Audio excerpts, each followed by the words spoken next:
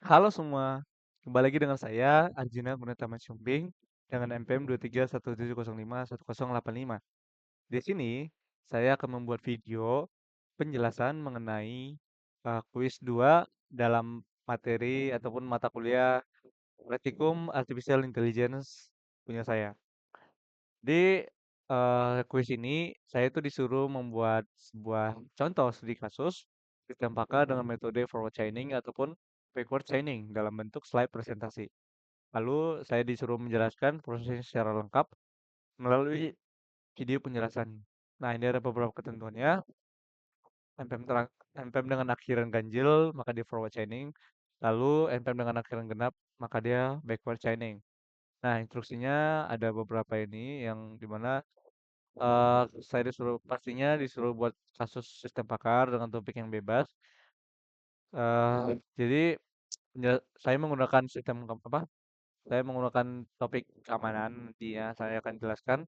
Lalu komponen sistem pakarnya ada ketentuan lain yaitu minimal 5 fakta awal atau knowledge base, lalu minimal 6 aturan if then. Nah, ini beberapa ketentuan videonya, minta perlu saya jelaskan atau saya bacakan. Langsung saja kita masuk ke penjelasannya.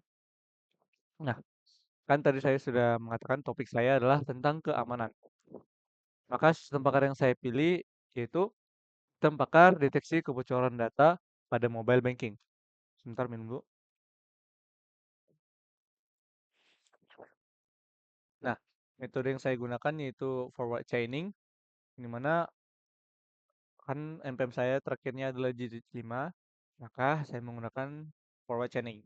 Nah, sebelum masuk ke penjelasannya, saya pertama-tama perlu menjelaskan dulu apa itu forward chaining.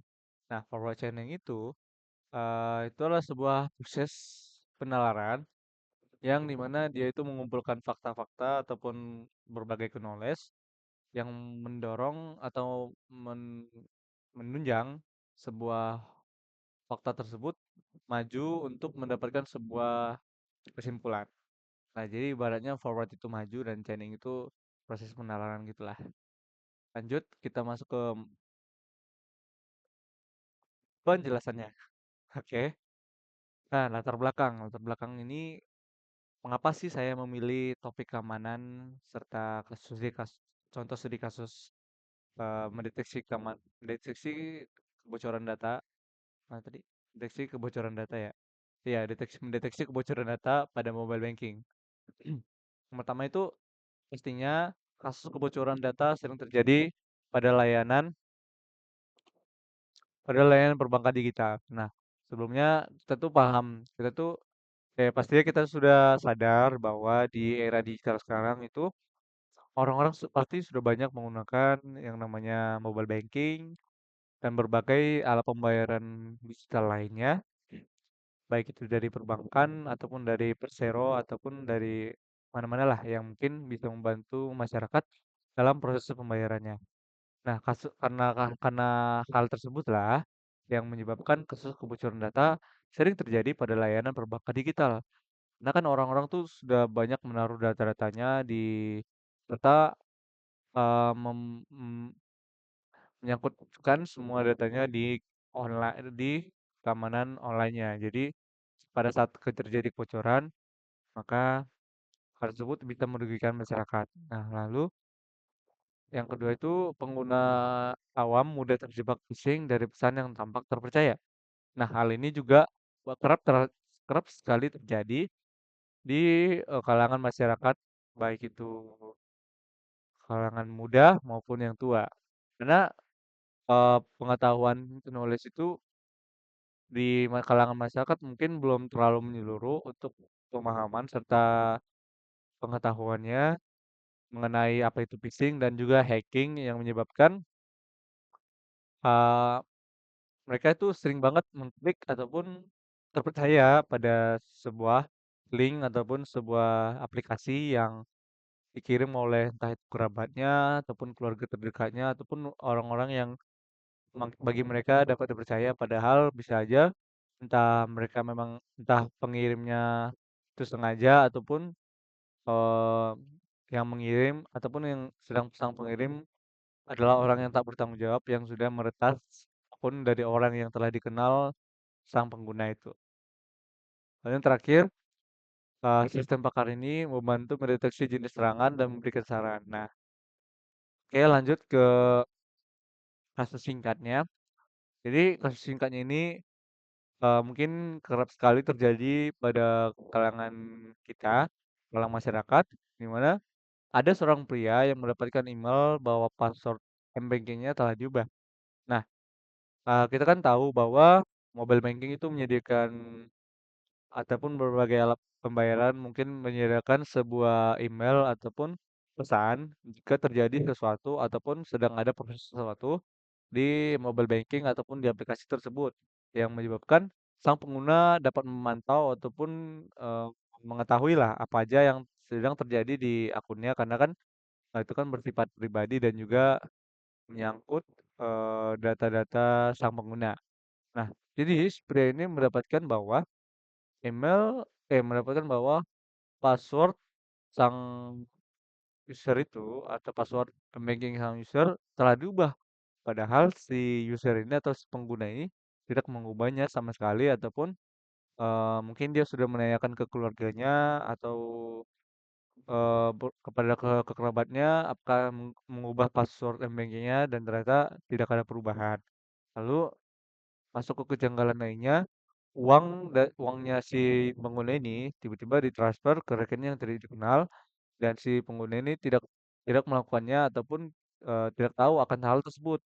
Nah, seperti yang sama halnya tadi, si pengguna mungkin juga sudah bertanya kepada keluarganya apakah mereka melakukan ini dan mungkin tidak karena eh, pastilah si pengguna tahu lah apakah uangnya transfer ke rekening mana.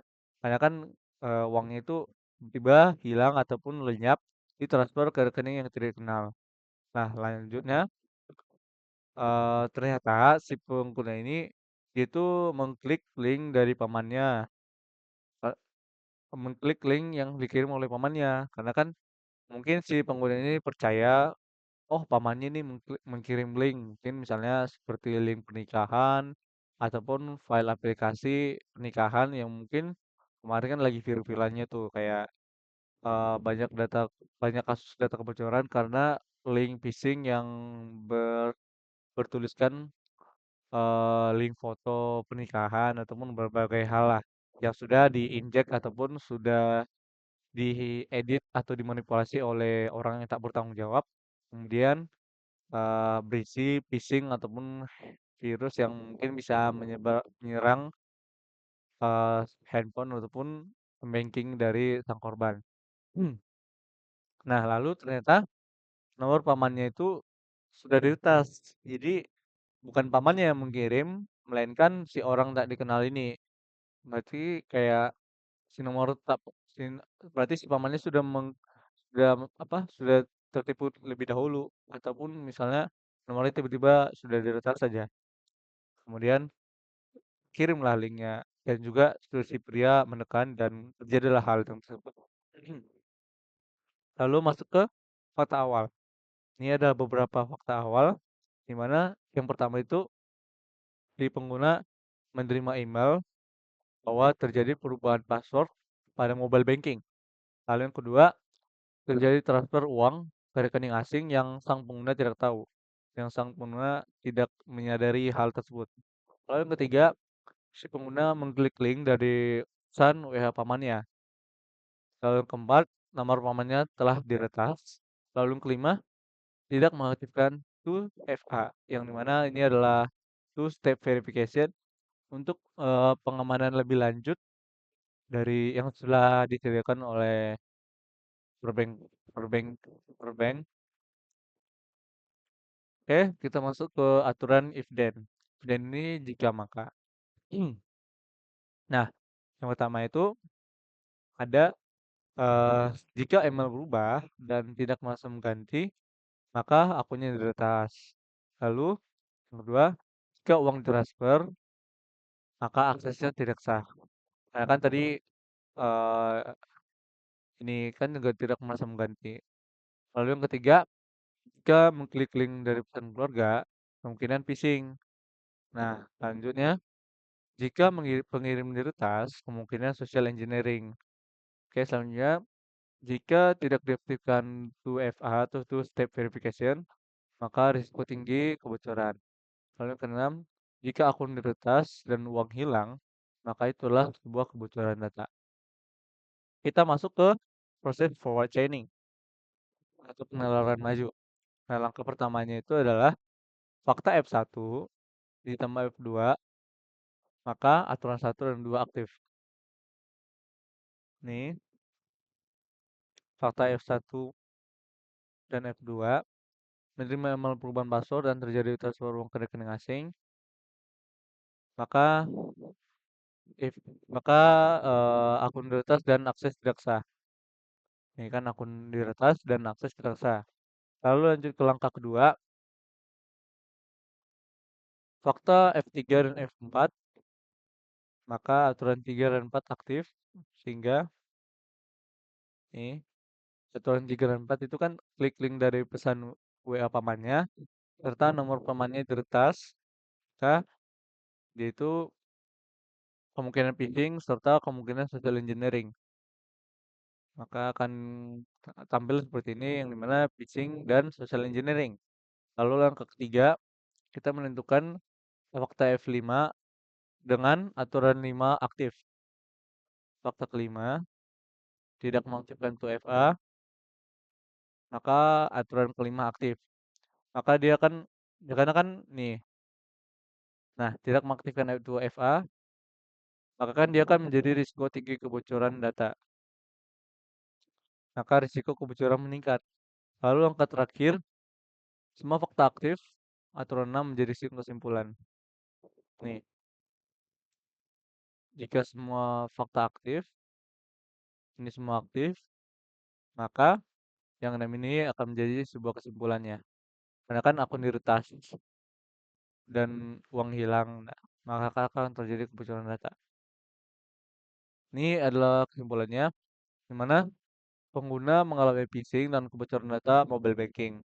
Nah, ini ada sarannya, itu menghubungi pihak bank segera, lalu mengganti semua password, lalu mengaktifkan 2FA, ataupun melaporkan akun paman yang diretas. Oke, ini ada penutupnya. Sistem pakar dengan forward chaining menganalisis kebocoran data. Dengan input fakta, sistem bisa beri diagnosis dan rekomendasi. Lalu edukasi keamanan digital sangat penting. Oke, mungkin cukup sekian video penjelasan tentang quiz 2 saya. Jika ada kurang lebihnya, mohon maaf jika ada kesalahan yang telah saya buat ataupun saya katakan. Atau mungkin penjelasan saya yang kurang lengkap ataupun kurang dapat mengerti, saya mohon maaf. Dan karena inilah yang bisa saya kan, saya usahakan. Oke, sekian dan terima kasih.